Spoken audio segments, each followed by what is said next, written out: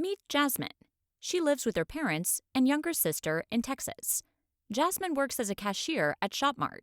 She never went to college before, but she knows if she did, she might be able to improve her career and move out on her own.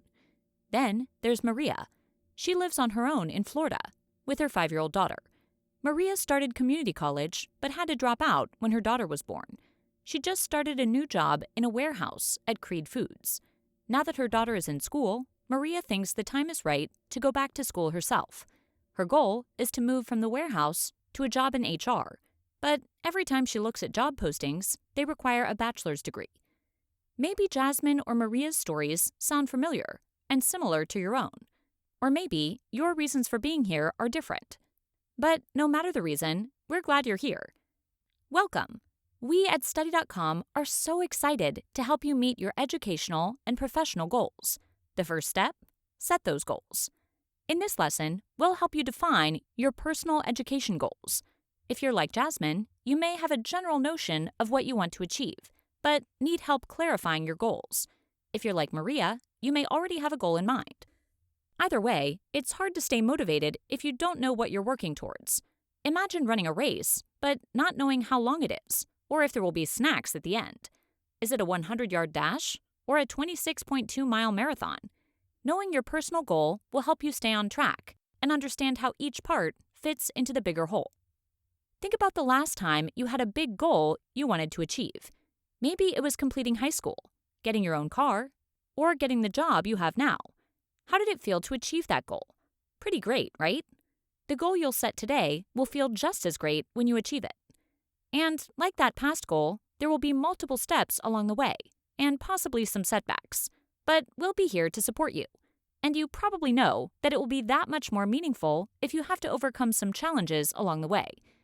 To help you define your goal, let's look at how Jasmine and Maria started their journeys. Jasmine doesn't have a specific career goal in mind. She just wants to make more money and get her own place.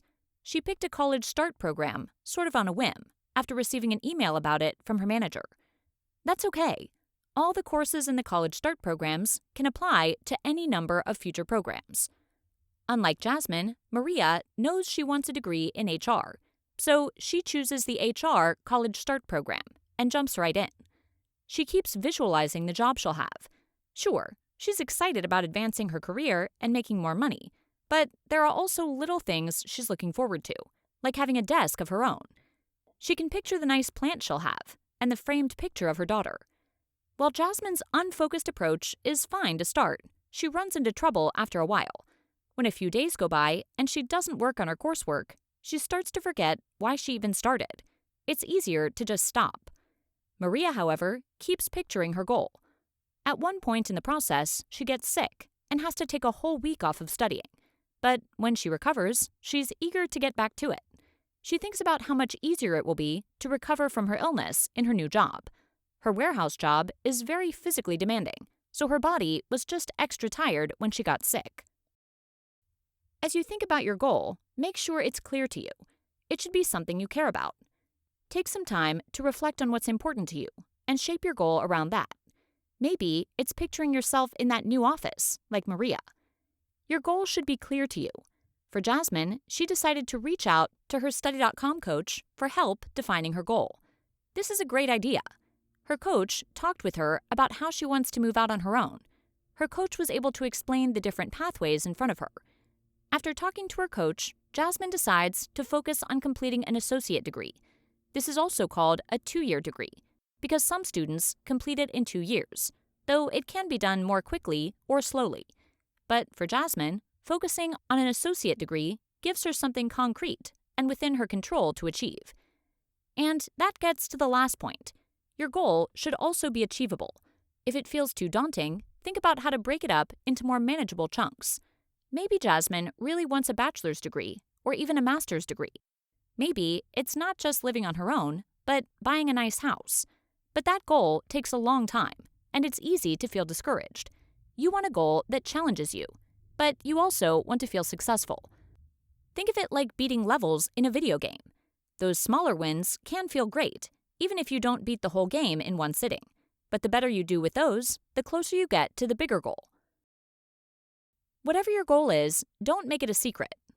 You'll find that the more people who know about it, the more reasons you'll have to keep going.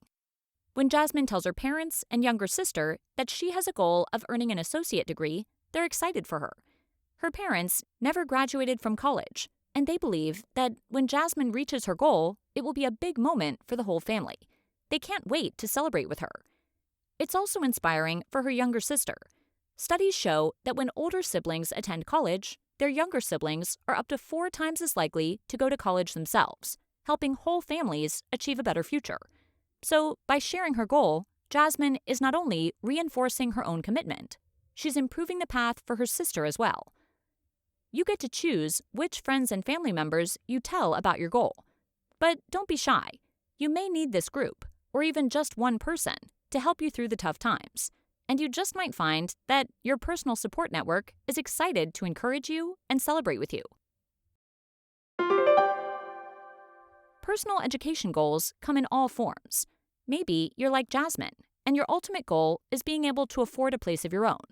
Or maybe you're like Maria, and you have your eye on a new career and providing better for your family. Whatever it is, taking the time to define it is essential. Your goal should be something you care about. It should be clear to you, and it should be achievable. If you're not sure how to define your goal, or would just like to talk with an expert about goal setting, we can help. Our coaches are always happy to set up time to discuss your goals and how you can reach them. You can always reach our coaching team at collegestart@email.study.com or respond to one of our texts or messages. Finally, don't keep your goal a secret. Tell people what you're trying to do. We know that your personal support system will be excited to see you learn and grow. And tell us. Your Study.com coach is also here rooting for you to succeed. And in our next lesson, you'll see just how Study.com partners with Guild and your employer to help you reach your goal.